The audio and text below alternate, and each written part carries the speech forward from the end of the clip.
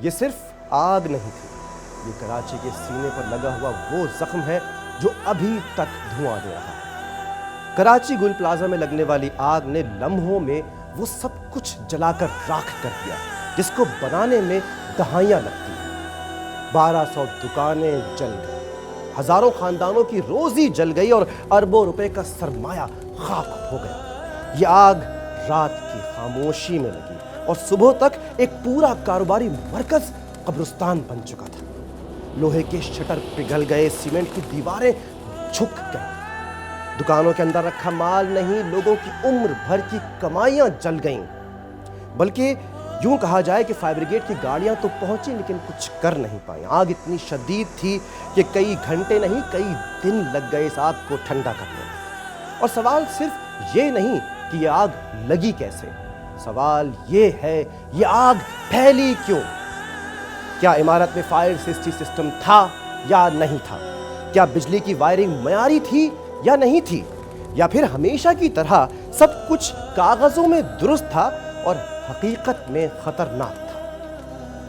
یہ حادثہ نہیں ہے، یہ انتظامی ناکامی ہے۔ یہ حادثہ نہیں ہے، یہ انتظامی ناکامی ہے جو فائلوں میں زندہ اور عمارتوں میں مردہ ہوتی ہے۔ آج گل پلازا کے تاجر ملبے پر بیٹھے ہیں، کسی کے پاس بیمہ نہیں یعنی انشورنس نہیں، کسی کے پاس متبادل دکان نہیں اور کسی کے پاس تو گھر والوں کو دینے کے لیے کوئی جواب نہیں۔ ریاست سے سوال ہے، جی ہاں سوال ریاست سے ہے۔ کیا صرف سروے اور کمیٹیاں بنیں گی یا متاثرین کو فوری معاوضہ ملے گا یا قرضوں میں ریلیف ملے گا اور کاروبار کی بحالی کا کوئی حقیقی پلان ملے گا یا نہیں ملے گا؟ اور ایک سوال ہم سب سے، اور وہ سوال یہ ہے کہ کیا اگلا گل پلازا کسی اور مارکیٹ میں ہوگا؟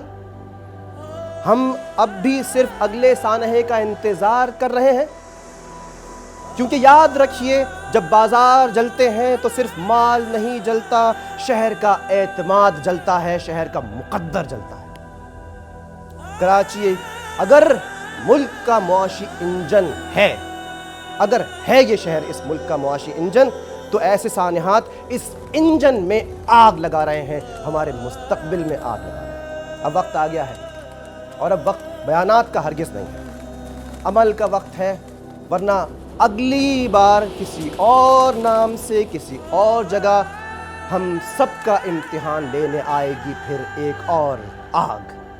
گل پلازا جل گیا مگر امید اب بھی زندہ ہے، فقط شرط یہ ہے کہ ہم خاموش نہ ہوں۔ کراچی کی امید، کراچی کی آس بننے کے لیے ہمارا ساتھ دیجیے اور فالو کیجیے GTV ڈیجیٹل کو۔